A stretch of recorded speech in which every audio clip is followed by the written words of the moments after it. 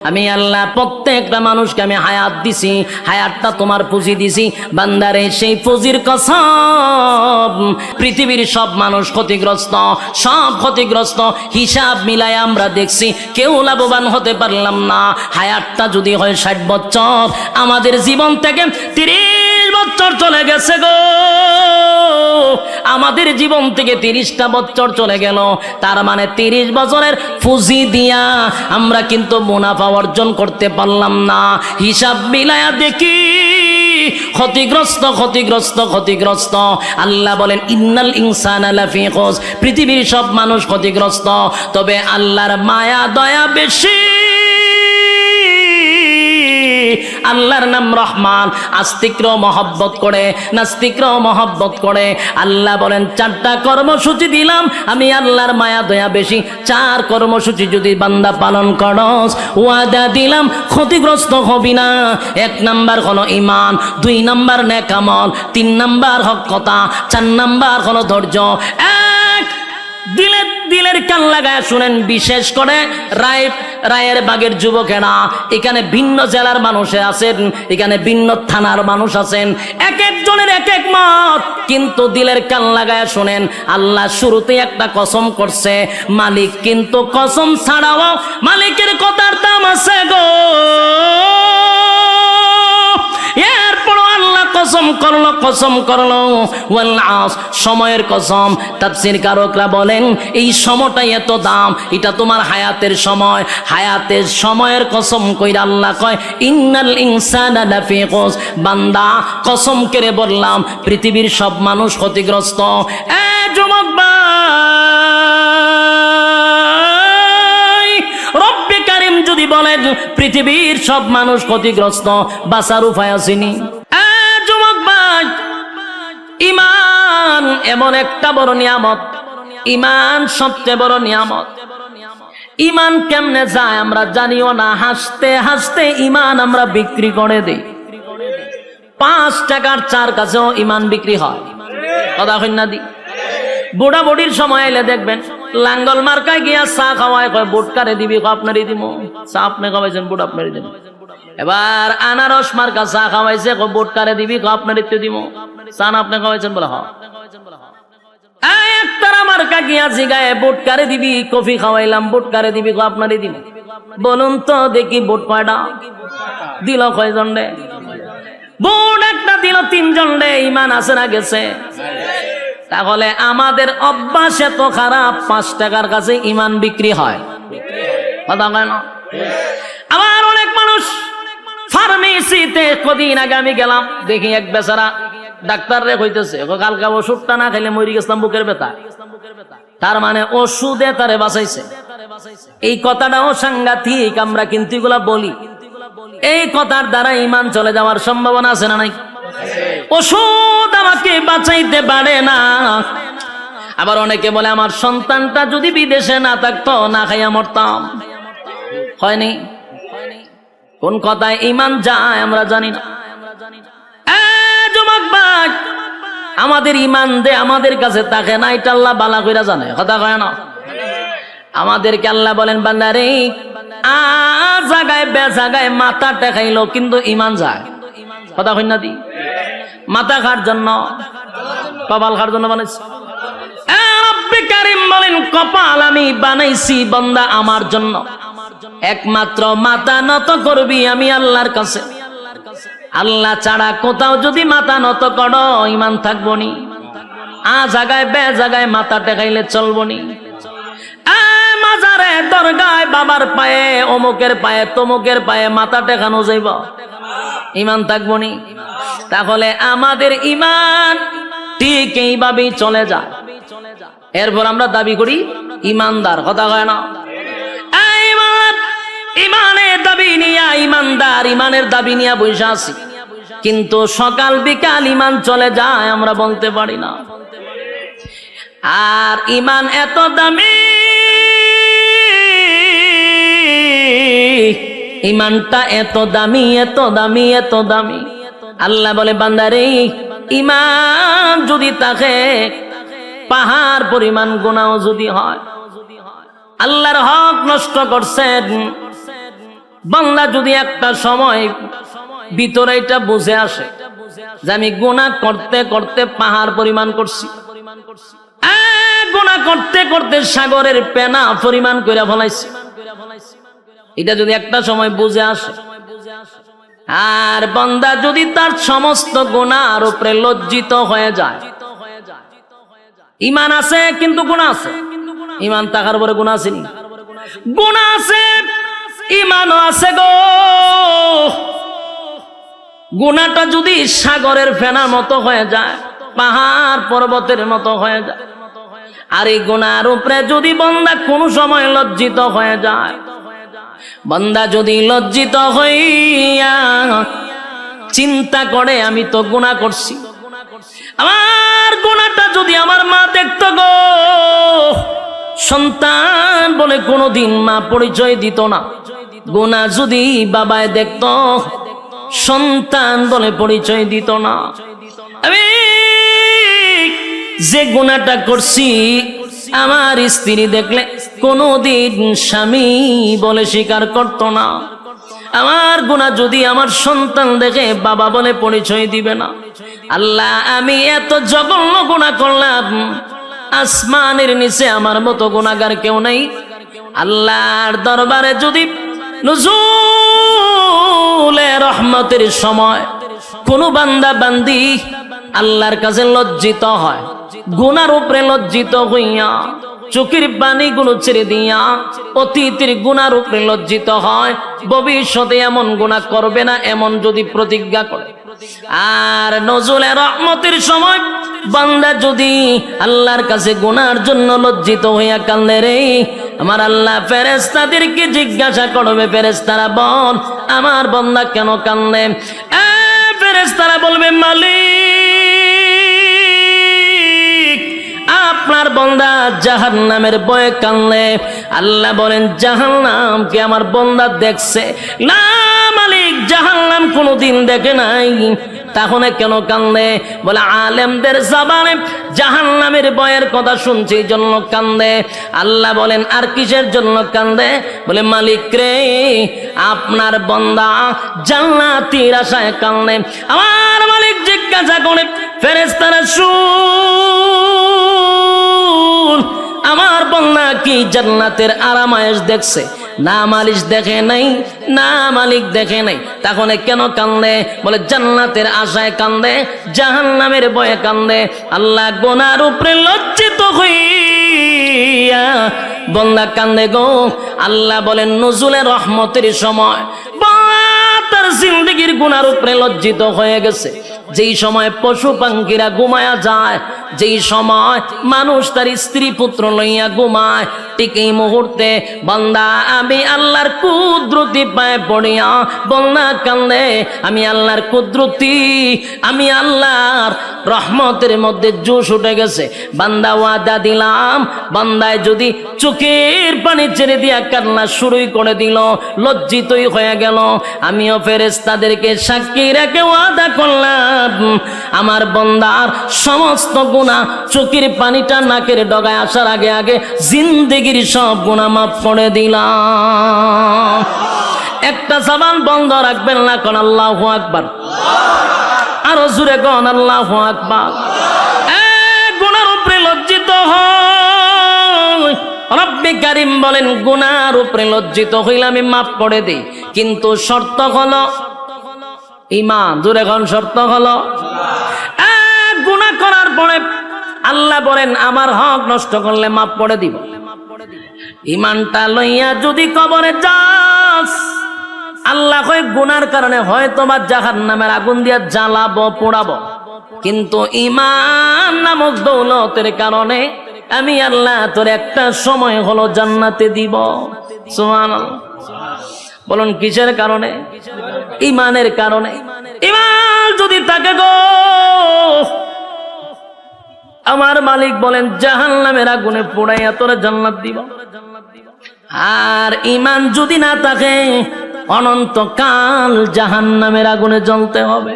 কথা হয় না? ঈমান এত গুরুত্বপূর্ণ, ঈমান এত গুরুত্বপূর্ণ, এই জন্য আল্লাহ বলেন ইল্লাল্লাযীনা আমানু ইমান আনতে হবে আমি আল্লাহর উপরে। ইমান কার উপরে? যুবক ভাই, ইমান সাধারণ কোনো বিষয় না। যত বেশি ইমান আপনার মজবুত হবে তত বেশি পরীক্ষা আসবে। কথা হয় না? নরমাল ইমানদারের উপরে তো পরীক্ষা হয় না। কথা এখন ঠিক নেই। ইমান যত শক্ত পরীক্ষা তত বেশি। প্রত্যেকটা মুমিনের উপরে পরীক্ষা হয়, কিন্তু এই পরীক্ষায় উত্তীর্ণ হতেই হবে। পরীক্ষা ছাড়া কেউ জান্নাতে যেতে পারবো? কথা হয় না দি? প্রত্যেকটা মুমিনের পরীক্ষা হবে, ইমানের পরীক্ষা হয়। ইমানের পরীক্ষা না দিয়া কেউ জান্নাতে যেতে পারে নাই। যুবক ভাইয়েরা, আজকে গোটা পৃথিবীর মধ্যে তাকায়া দেখেন, ফিলিস্তিনিরা এখন ইমানের পরীক্ষা দিতেছে। কথা হয় না? ইমানের পরীক্ষা ফিলিস্তিনরা দিতেছে। আমরা বৈশা শুধু নিন্দা জানাবো না, আমাদের জন্য পরীক্ষা শুরু হয়েছে। কথা কই না দি? ফিলিস্তিন মারি খায় আর আমরা এখানে বৈশা শুধু নিন্দা জানাই, কিন্তু আমরা জানি না ইমানের পরীক্ষা বাংলাদেশের মুসলমানের উপর শুরু হয়েছে। ঠিক বাড়ি দিয়া কইবে, পাকিস্তানের উপরে ইমানের পরীক্ষা শুরু হয়েছে। 57টা মুসলিম দেশে ইমানের পরীক্ষা শুরু হয়েছে, কিন্তু আমরা মুসলমান লাল চামড়া কুত্তাগুলির পা ছাড়তেছি, পরীক্ষার খবর নাই। বাস্তব না বাস্তব? লাল চামড়াদের পা ছাড়তেছি। প্রত্যেকটা মুসলমানের দেশে প্রত্যেকটা নাগরিক প্রত্যেকটা ইমানের উপরে পরীক্ষা শুরু হয়ে গেছে। বাংলাদেশে বৈশা আছি, ইমানের পরীক্ষা শুরু হয়েছে নি? পরীক্ষা শুরু হয়ে গেছে। মুসলমানের রক্ত ঝরতেছে আর তুমি তসবিহ টপলে এখন চলবে না। এখন কি তসবিহ যাওয়ার সময়? সম্মানিত সুধী, গোটা বিশ্বের সব মুসলমান ঐক্যবদ্ধ হতে হবে, এক প্ল্যাটফর্মে আসতে হবে। বিশেষ করে আমরা যারা আছি, আমাদেরকে সর্বপ্রথম এক হতে হবে। ঐক্য ছাড়া বিকল্প কোনো রাস্তা নাই। আপনারা কি আওয়াজ করতাম? আমরার মধ্যে ঐক্য নাই, কপাল তো আমরার খারাপ। এতগুলা ইসলামিক দল না হইয়া যদি সব মিললে একটা হইতো, কিতাব বুঝুন, রাম বামরা কথা কইবার সাহস হইতো না আমরার লগে। কিন্তু আমরা 15 জন হইলে একটা ব্যানার লই, আমি একটা দল, 20 জন হইলে আরেকটা দল। ওমা দলের অভাব নাই। এত দল বাংলাদেশ, সব দল ভেঙ্গে একজনের নেতৃত্বে যদি আমরা যেইভাবে আহমদ শফী সাহেবের নেতৃত্বে সবাই এগিয়ে চলছিল, এইভাবে যদি আবার এক হতে পারি, আল্লাহর কসম এই দেশে ইসলামের পতাকা উড়বে ইনশাআল্লাহ। ঐক্য ছাড়া সম্ভব না। কিন্তু এখন আমরা ঐক্যই না ফাটল সৃষ্টি করব। এই জন্য আমাদের উলামায়ে কেরামদের উচিত, আমরা এখন ঐক্য হওয়া দরকার। মাঝখানে ডুইক্কা ফাটল সৃষ্টি করার কোনো দরকার নাই। আমরা কিন্তু অনেকে আছে ফাটল সৃষ্টি করা শুরু করছে। আমরা চাই ঐক্য হইতে, মাঝখানটা দেয় ফাটল সৃষ্টি কইরা না। যতদিন না পর্যন্ত ঐক্য না হব, আল্লাহর কসম মায়ের খাইতেই থাকবো, মায়ের খাইতে থাকবো 100%। আজকে আপনি খাইতেছেন, কালকে আমারও ধরবো, এটা নিশ্চয়তা নাই। আপনারা ধরছে আর আমি যদি আমার দল না, কে সুখ দে রে, 2 দিন পর আপনারা শেষবো, এটা নিশ্চিত থাকেন। আর অলরেডি বাংলাদেশে কিছু প্রমাণও আমরা পাইছি। কথা হয় না দি? একজনে মারলে আরেকজন হাতে তালি দেয়, হেরও ধরছে, যে তালি দেয় হেরই ধরে, তবে একটু সময় নিয়ে ধরে। বাস্তব না বাস্তব? তাহলে একজন আরেকজনেরটা দিককে টিটকারি মস্কারি না করে সবাই আমার ভাই, আমার মুসলমান আমরা ভাই ভাই, আমাদের এক ছাড়া বিকল্প কোনো রাস্তা নাই। আর আমাদেরকে ফাটল ধরানোর জন্য আমাদের মাঝখানেও কিছু লোক তারা রেডি করে রাখে ফাটল করবার লাগে। বলুন, ঐক্য ছাড়া বিকল্প কোনো রাস্তা আছে? গোটা বিশ্বের সব মুসলমানরা যদি আজকে হুঙ্কার দিত, ইসরায়েলি পারত ফিলিস্তিনের উপরে হামলা করত, কিচ্ছু লাগে না। আমাদের যতটুকু স্টাডি আছে, এতটুকু গবেষণা করে আমরা যতটুকু বুঝতে পারছি, সবচেয়ে বেশি সম্পদ হলো মুসলমানের হাতে। এর মধ্যে সবচেয়ে বড় সম্পদ হলো তেল। তেলের উপরে সম্পদ আছে না? আল্লাহর কসম, যদি এখন আরব দেশগুলি বলে যে আমরা তেল দেওয়া বন্ধ করে দিব, সব লাল চামড়া কুত্তাগুলি দৌড়ের উপরে থাকবো। শুধু তেল বন্ধ করে দিলে এই সম্পদ আল্লাহ মুসলমানকে দিছে। কিন্তু দেখেন না, মুসলমান এত বড় সম্পদ পায়, এরা ফাও ছাড়তেছে। লাভ হইব কি? পা ছাড়তেছে তারা। খালি মুসলমান একটা হুঙ্কার দিলে আজকে প্রতিদিন সকালে লাশের মিছিল দেখতে হয় না। এর একটা কারণ হলো আমাদের মধ্যে ঐক্যই নাই, ঐক্য নাই। সাবধান, ঐক্য চাই যে কোনো দলের হোক। আমরা ঐক্যের জন্য কোন তরিকা দেখব না ইনশাআল্লাহ।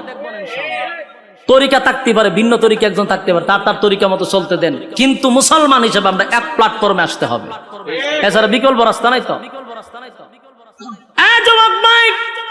আমি জানি আমার কথাগুলি আপনাদের কাছে বেশি মজা লাগবে না, কথাটা সবার কাছে যে পছন্দ এমনও না, কারণ আমরা দেশে যেহেতু ফাউন্ডেশন লই একটা ব্যানার লই দৌড় মারি, তো সুতরাং আমার এই কথাগুলি আপনাদের কাছে যে পছন্দ হবে এটা আমিও জানি পছন্দ হবে না।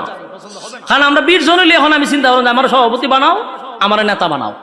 এই নেতাগিরি বাপ যতদিন না ছুটবে ততদিন এই বাংলাদেশে ইসলামিক আইন কায়ন কোনটি কায়েম হবে না। যতই স্বপ্ন দেখেন ইসলামী হুকুমত কায়েম হবে, কখনো সম্ভব না। কারণ আমার ভিতরে নেতাগিরির বাপ আছে। আমি ফাউন্ডেশন লয়ে সভাপতি হইতাম চাই, ফাউন্ডেশন লয়ে আমি প্রধান অতিথি হইতাম চাই, তো কেমন হইব? যুবক ভাইরা আমার, আল্লাহ বলেন 1 নাম্বার কর্মসূচি হলো ইমান, ইমান, ইমান।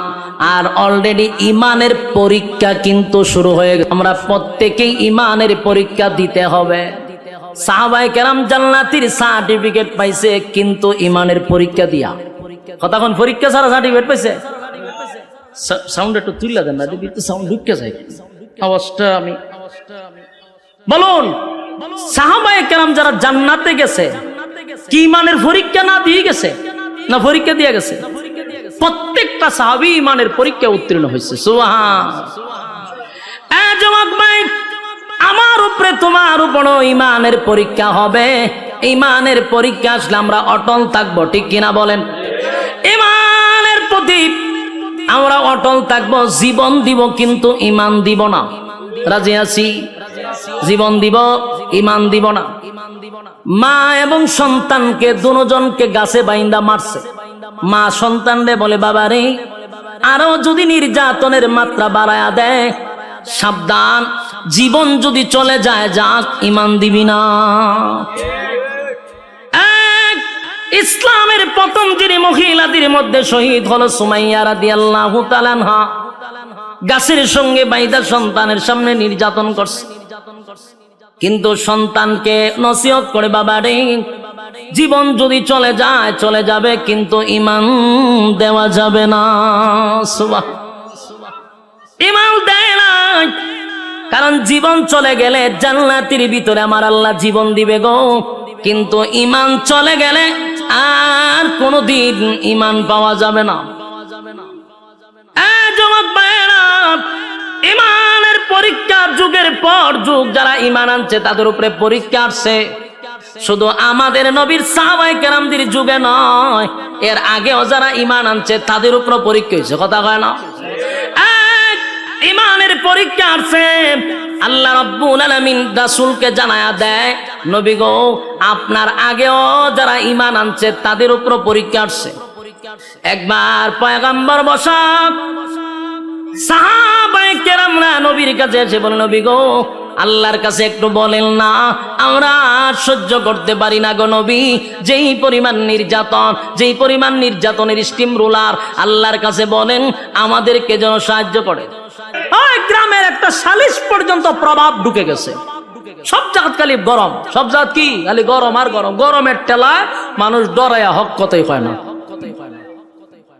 গ্রামের একটা সালিশ দরবারে কিছু সর্দাররা বিচার করবো, এখানেও পাওয়ার দেখানো হয়, তাই পাশের মানুষগুলা তাদের ব্যাপারে হক কথাটা বলতে চায় না।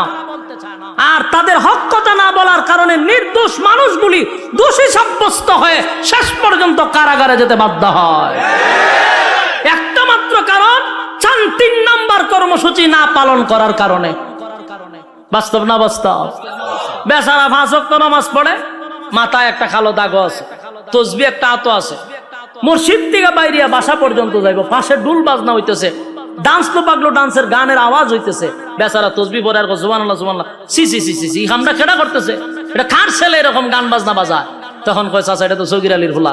বড় খারাপ, বড় খারাপ, সুবহানাল্লাহ সুবহানাল্লাহ সুবহান। তাই তসবিত আছে, তাই কি আছে? তসবিত।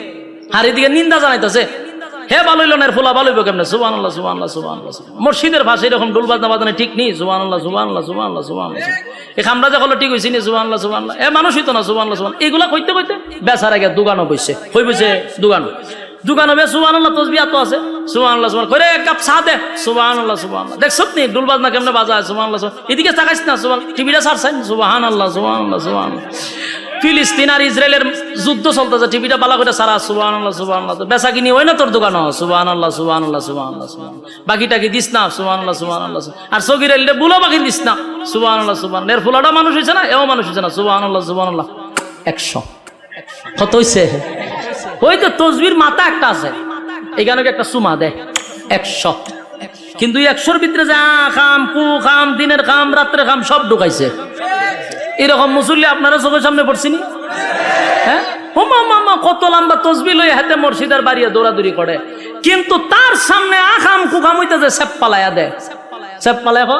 এগুলো আমরা নিন্দা জানাই, কইয়া মসজিদও যায় বাড়িতেও যায়। বলুন হক কথা কি খালি হুজুররারই না এই তসবিওয়ালারও?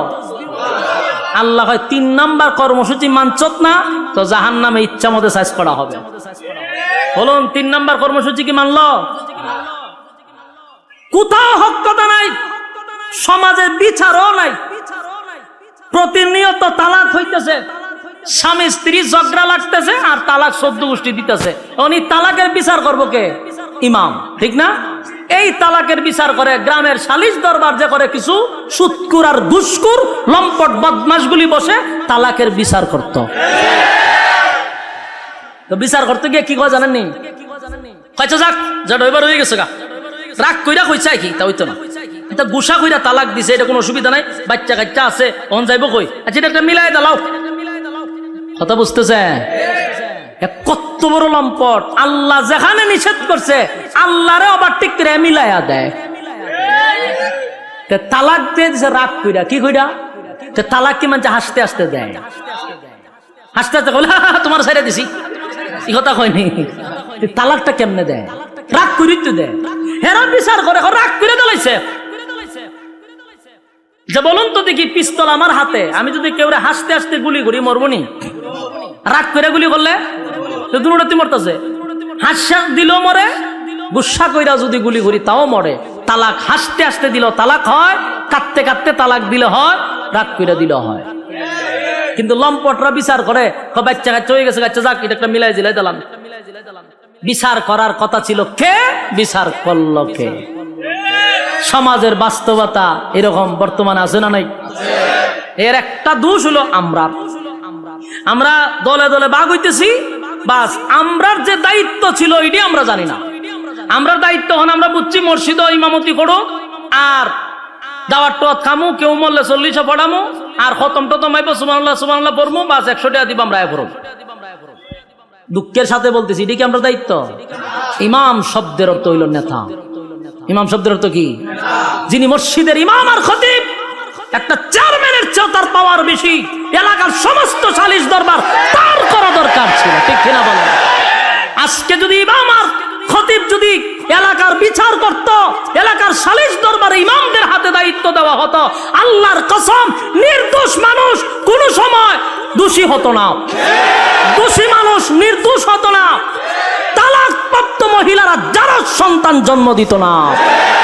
আফসোসের বিষয় হলো ইমামদেরকে বুঝাইছে তোমরা হুজুর গরম ভাত খাইবা আর 500 টাকা তোমরা দিমু, ইমামতি তোমরা দায়িত্ব কেন?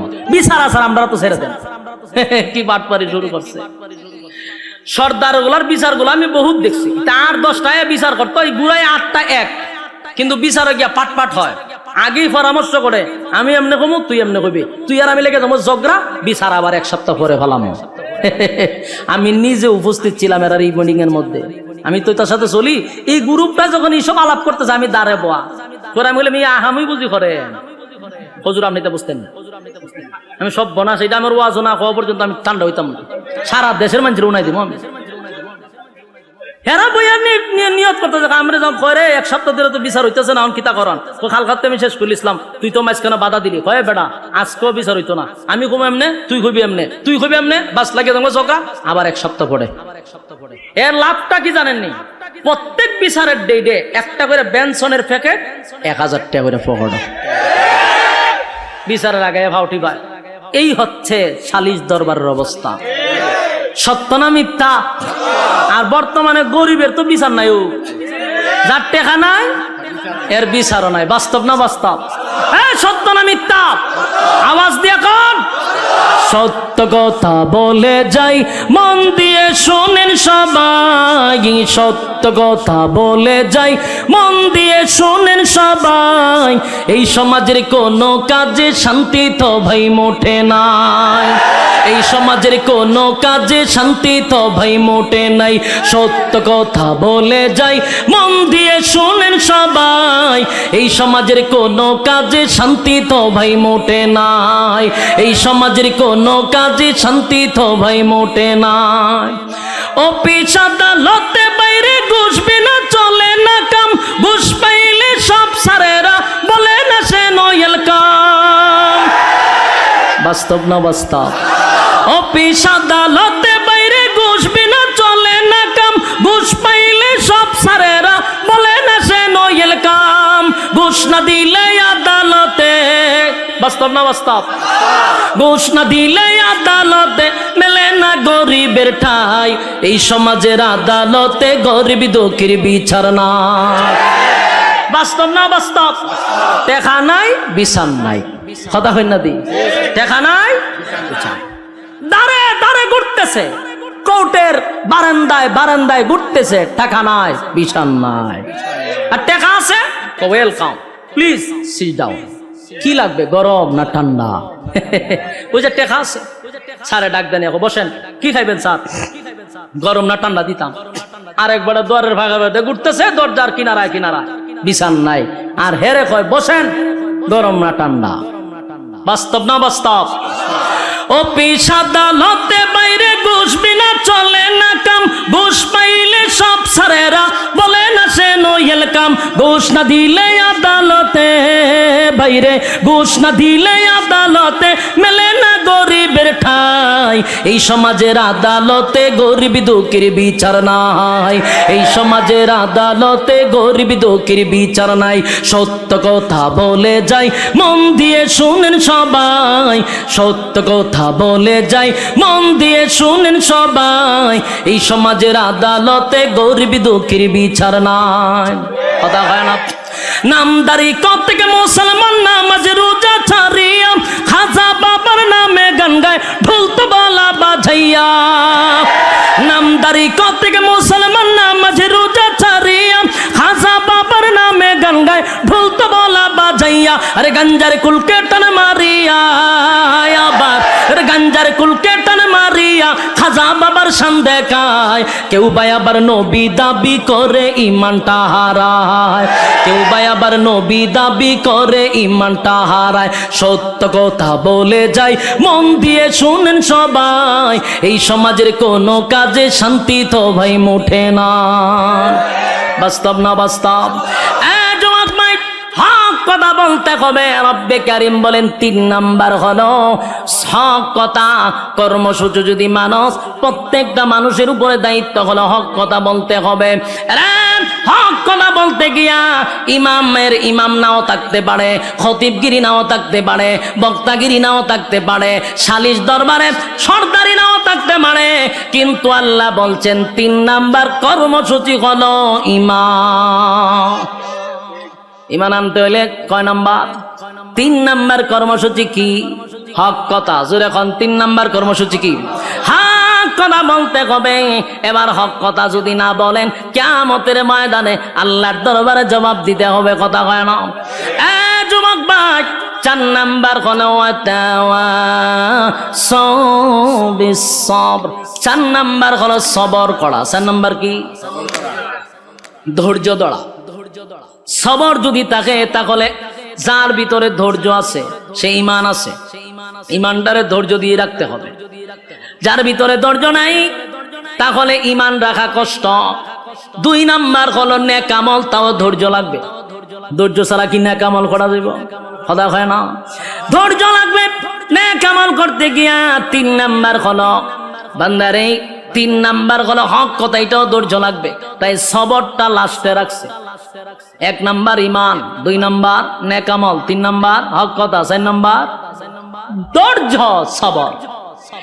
4 কর্মসূচি। 1 নাম্বার আল্লাহ বলেন ওয়াল আসর, সময়ের কসম, সময়ের কসম, সময়টা হলো তোর হায়াতের কসম। আমি আল্লাহ প্রত্যেকটা মানুষকে আমি হায়াত দিছি, হায়াতটা তোমার পুঁজি দিছি বান্দারে, সেই পুঁজির কসম আমি আল্লাহ কসম কেড়ে বললাম ওয়াল আসর, সময়ের কসম, সময়ের কসম। ইন্নাল ইনসানা লাফি খুসর, আল্লাহ বলেন সময়ের কসম কেড়ে বললাম বান্দা শুন, পৃথিবীর সব মানুষ ক্ষতিগ্রস্ত, সব ক্ষতিগ্রস্ত। হিসাব মিলায় আমরা দেখছি কেউ লাভবান হতে পারলাম না। হায়াতটা যদি হয় 60 বছর, আমাদের জীবন থেকে 30 বছর চলে গেছে গো, আমাদের জীবন থেকে 30টা বছর চলে গেল। তার মানে 30 বছরের পুঁজি দিয়া আমরা কিন্তু মুনাফা অর্জন করতে পারলাম না।